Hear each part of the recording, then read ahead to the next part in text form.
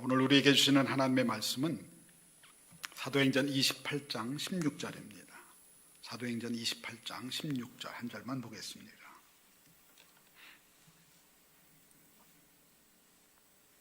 사도행전 28장 16절입니다. 제가 봉독해 드리겠습니다.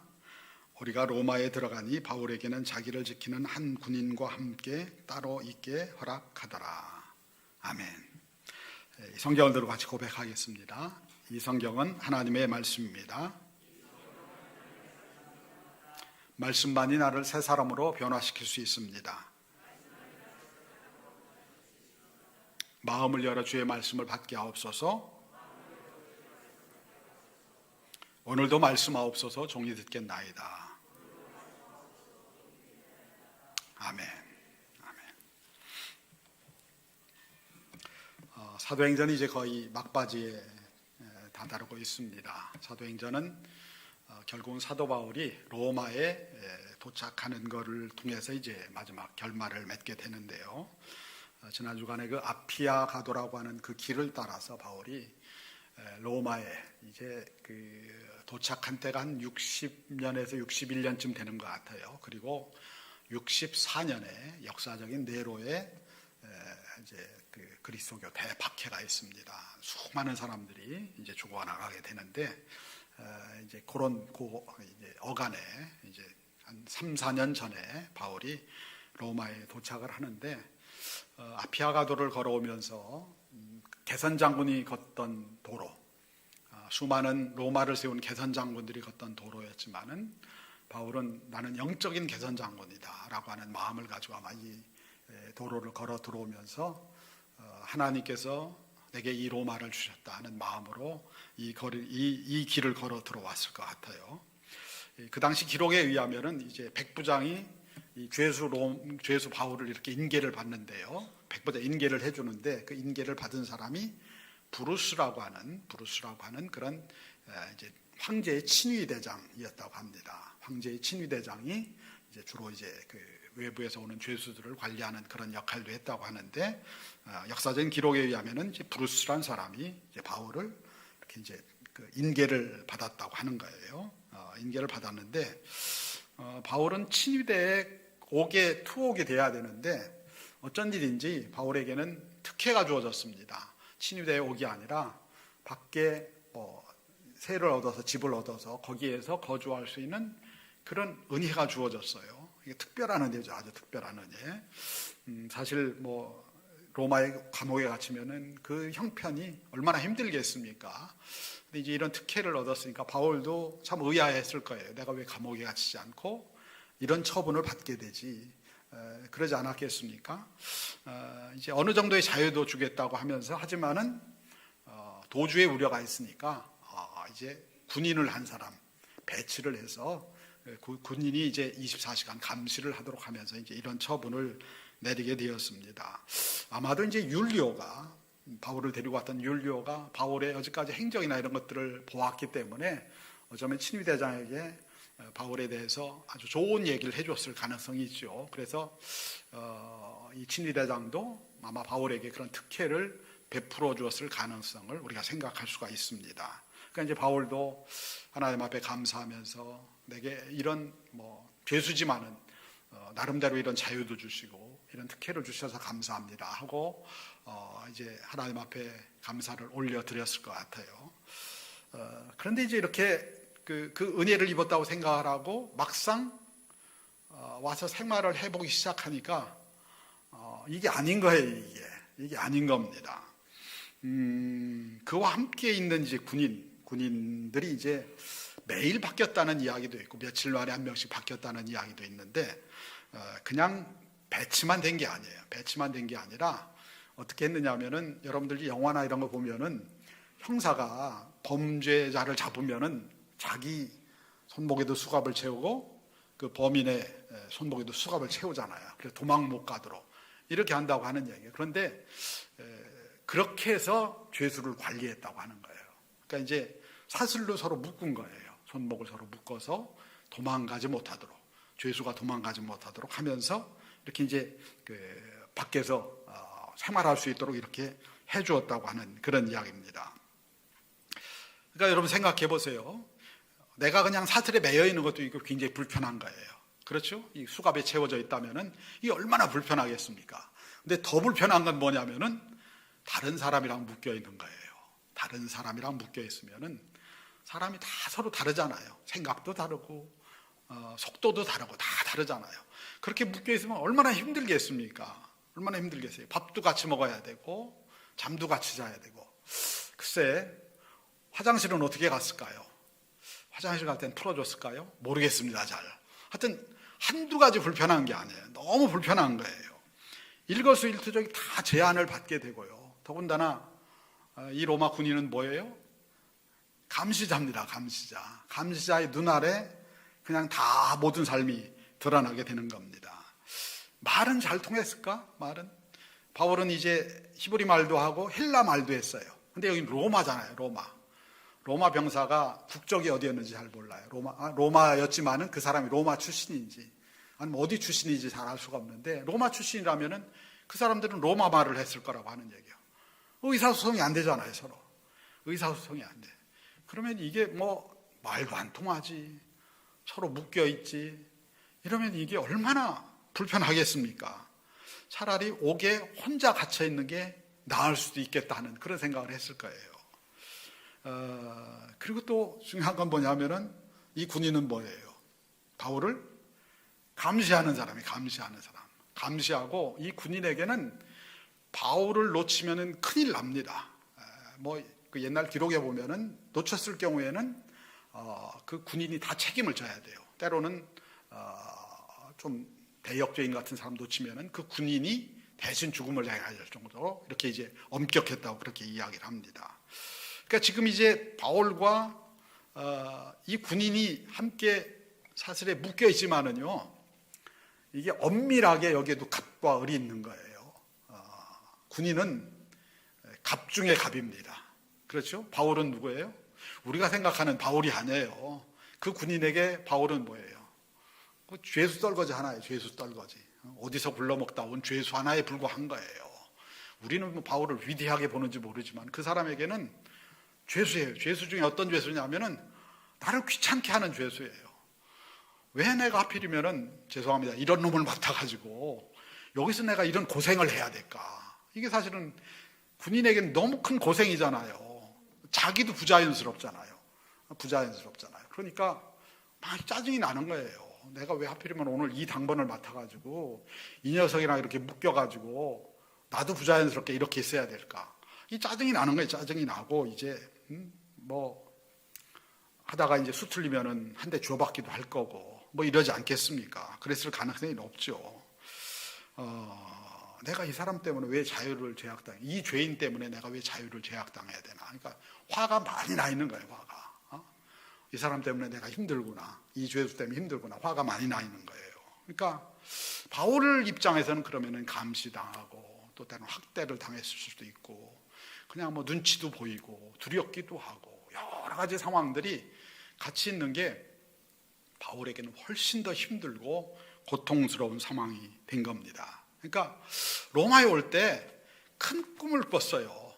처음부터 큰 꿈을 꿨고 그게 좌절도 했지만 또 이 아피아 가도로 걸어오면서 또 다시 힘을 받아서 로마의 그리스도인들이 나오니까 막 또 마음이 흥분이 돼가지고 뭔가 새로운 일을 할 수 있겠다 하는 그런 비전을 가지고 왔는데 이 상황이 너무 힘든 겁니다. 이 상황이 원망스러운 거예요. 로마를 놓고 로마를 품겠다고 하는 비전을 가지고 왔는데 결국은 지금 상황은 군인과 결박의 메인 이 상황인 겁니다. 군인 한 사람에게 묶여서 아무것도 하지 못하는 비참하고 처량한 신세가 되어버린 겁니다. 그러니까 몸과 몸만 묶인 게 아니에요. 뭐가 묶였느냐? 마음이 묶였어요. 마음이 묶이죠. 힘들고 두렵고 이렇게 마음이 묶입니다. 비전이 묶여요. 비전. 내가 로마를 꿈꿨는데 로마는 고사하고 이 군인한테 잘못하다가 죽겠다라는 그런 마음, 이런 마음인 거예요. 생면부지의 로마, 처음 이 로마를 밟은 거예요. 이 로마를 밟았는데 이 로마에서 또 당하는 그런 어려움들 많이 원망이 되겠죠. 산 넘어 산이고 또 큰 문제가 있고 도대체 나는 이 로마를 언제나 품을 수 있을까? 하나님께서는 도대체 나에게 이 로마를 향해 어떤 일을 하라고 나를 여기 보내셨을까? 마음이 힘들고 또 어쩌면 그것 때문에 부르짖으며 하나님 앞에 기도하면서 내가 왜 이 로마에 와야 합니까?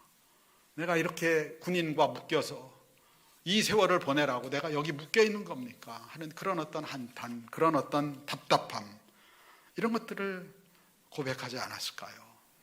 이런 마음대로 고백했을 것 같아요.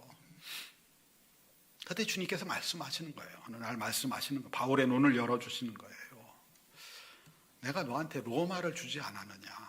오래전부터 너에게 로마에 대한 비전을 주지 않았느냐? 주셨죠. 주셨는데 이게 뭡니까? 이게 뭡니까? 바울이 답답해서 답을 했겠죠. 그랬더니 주님께서 말씀하시는 거예요. 내 앞에 로마가 있지 않느냐? 맞아요. 내 앞에 로마가 있어요. 로마가 지금 로마 도시가 이렇게 열려져 있습니다. 아니, 바로 내 앞에 로마가 있지 않느냐? 내가 너한테 로마를 주었다니까. 말씀하시는 거예요. 아니, 로마가 어디 있습니까? 로마가. 내 앞에 있는 그 군인이 로마다. 말씀하시는 거예요. 내 앞에, 아니 내 옆에 묶여있는 그 군인이 로마다. 말씀하시는 거예요.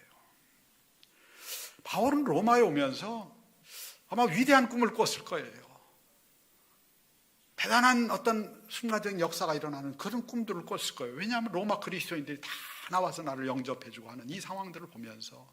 그렇죠. 누구나 다 위대한 꿈을 꾸죠. 비전이라고 하는 것은 우리가 비전 이야기하면 항상 크잖아요. 뭔가 크고 뭔가 위대하고 뭔가 막 큰 일들이 일어나는 거, 이런 걸 꿈꾸잖아요. 여러분들 비전 얘기하는데 비전이 너무 조그맣고 너무 별거 아니고 사소하면은 에이 그게 무슨 비전이야 이런 얘기를 하잖아요. 비전은 항상 보면 우리는 뭔가 크고 뭐 그냥 이 세계를 품겠습니다. 서울을 품겠습니다. 무슨 이런 걸 품겠습니다. 막 이렇게 크지 않습니까? 로마를 품겠습니다.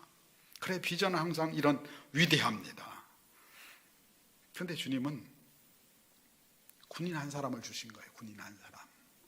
군인 한 사람을 주시면서 이 군인이 로마라고 말씀하시는 거예요.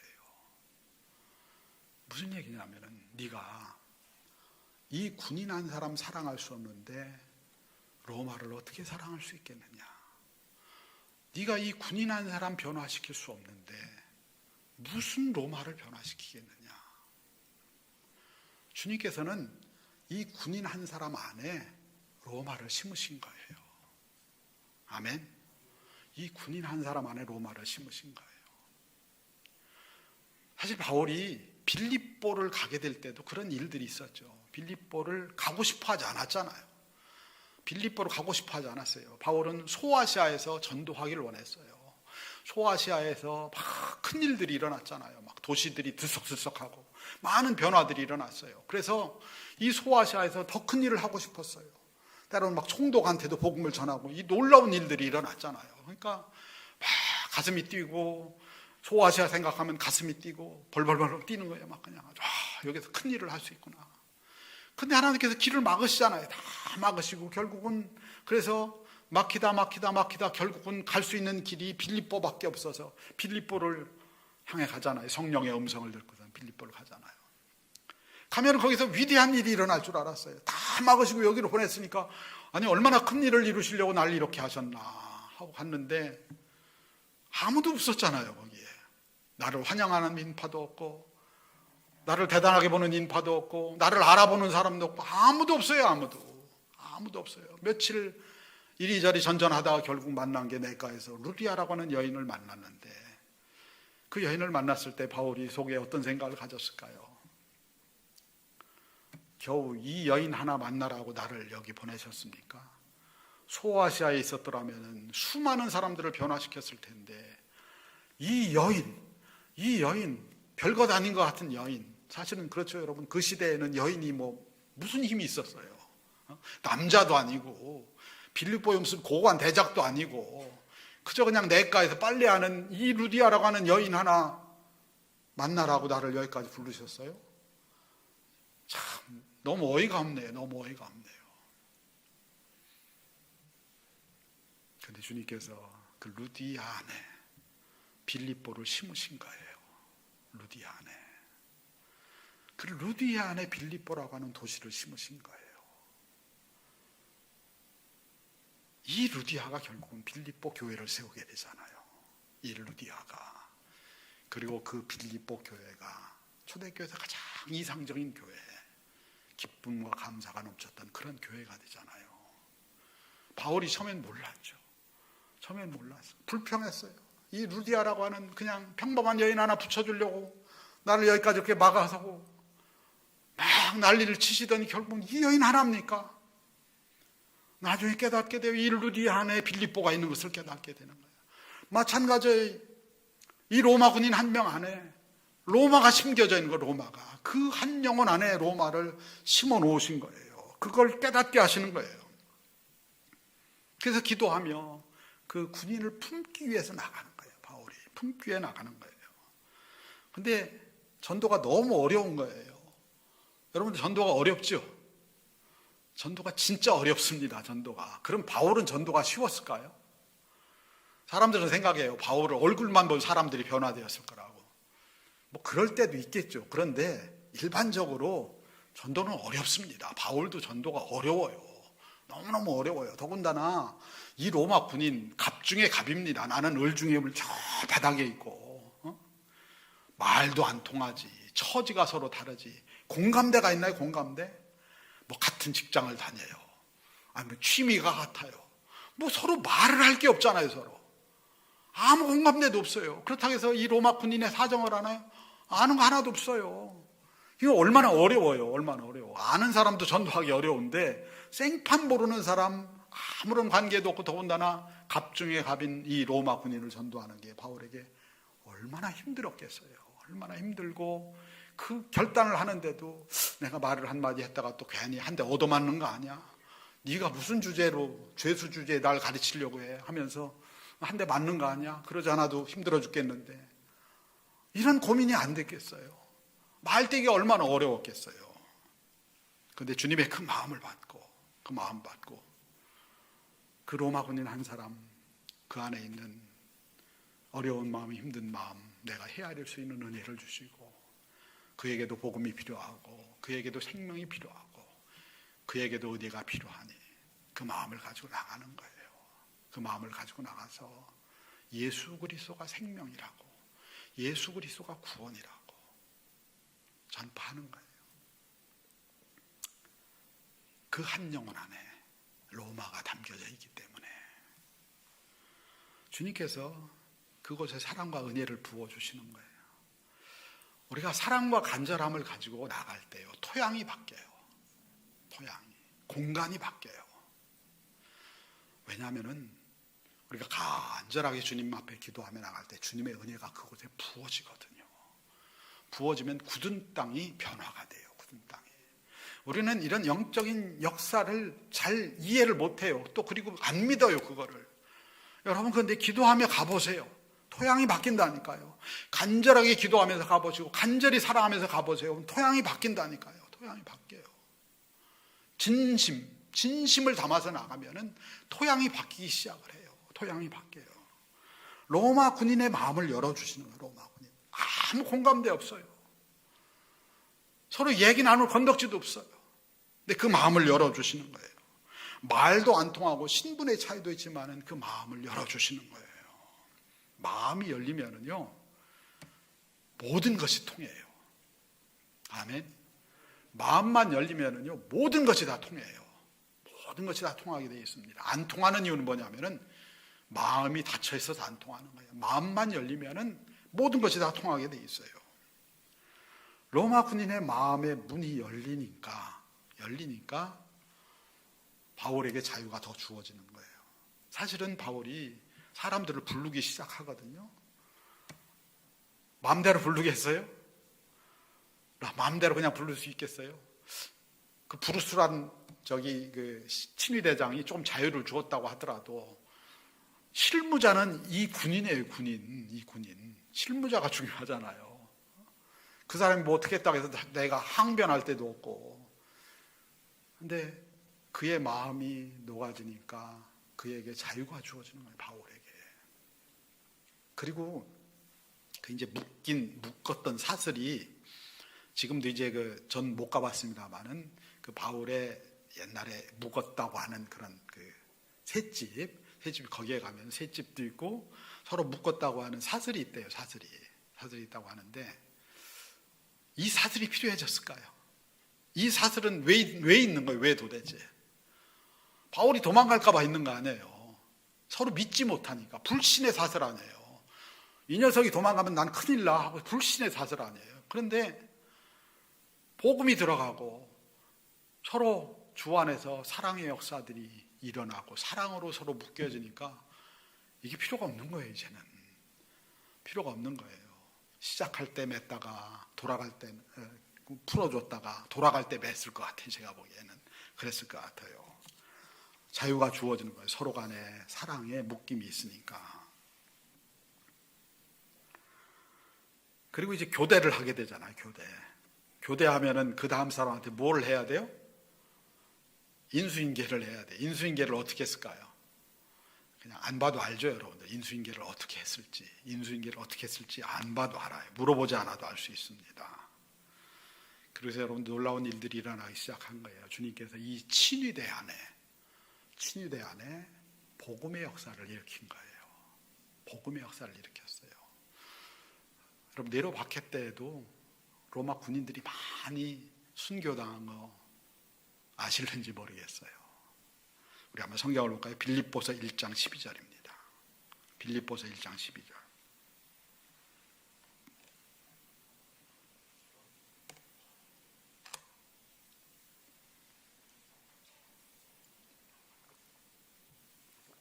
빌립보서 1장 12절입니다.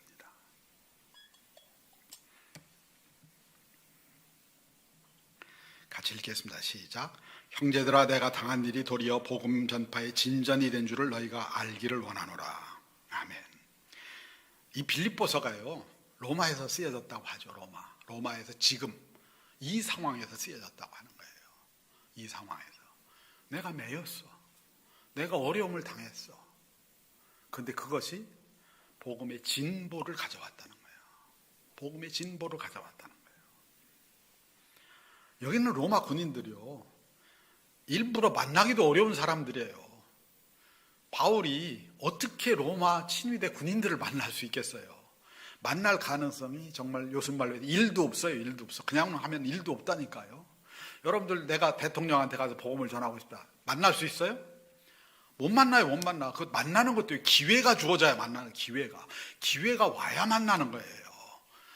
우리가 세상 살아가면서요, 누군가를 만날 수 있는 기회들이 많지 않아요. 만나고 싶다 해서 다 만날 수 있는 게 아니에요. 내가 가고 싶다 해서 다 갈 수 있는 게 아니에요. 이 로마 군인들 만날 기회가 없어요. 그런데 하나님께 기회를 주신 거예요. 기회를 주셔서 24시간 같이 있게 하신 거예요. 24시간 묶여서 같이 있게 하신 거예요. 그리고 사람들이 바뀌는 거예요. 바뀔 때마다 하나님의 은혜의 역사를 나누는 거예요. 그래서 그들이 돌아가서 그 사람들이 복음의 씨앗들이 된 거예요. 복음의 씨앗들이 된 거예요. 그게 폭발적인 역사를 이루었다고 하는 거예요. 폭발적인 역사를. 그게 로마 복음화 초기예요. 주로 된 사람들이 누구냐면은 노예, 여성, 그리고 하급 군인들, 이런 사람들이 복음화가 제일 먼저 이루어졌다고 하는 거예요. 제일 먼저. 주님께서 그 한 사람 안에 로마를 심어 놓은 거예요. 우리는 항상 뭔가 위대하고 뭔가 대단한 일을 꿈꿔요. 그런데 주님은 그 소자 같은 한 사람 안에, 그 로마 군인 안에 어떤 사연이 있었을까요? 여러분들 중에 사연 없는 사람 있어요? 아픔 없는 사람 있어요? 다 아픔 있고 사연이 있어요. 그냥 이렇게 볼 때는 다, 여러분 다 멋있어 보이고 아무 문제 없는 것처럼 보이지만 그런 사람이 세상에 어디 있어요? 그 아픔을 함께 끌어안아서 그의 생명을 위해서 기도해 줄 한 사람, 그 한 사람을 찾으셨고, 바울이 그 역할을 감당하게 되었을 때 그 로마 병사 한 사람 안에 로마를 심어 놓으신 거예요. 성경 한 군데 볼까요? 마태복음 25장 40절. 마태복음 25장 40절입니다.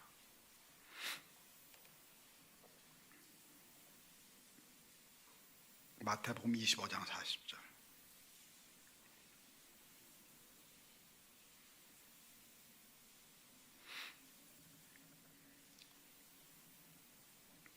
같이 읽겠습니다. 시작. 임금이 대답하여 이르시되 내가 진실로 너희에게 이르노니 너희가 여기 내 형제 중에 지극히 작은 자 하나에게 한 것이 곧 내게 한 것이니라 하시고. 아멘. 내 옆에 있는 지극히 한 사람에게 한 것이 내게 한 거라고.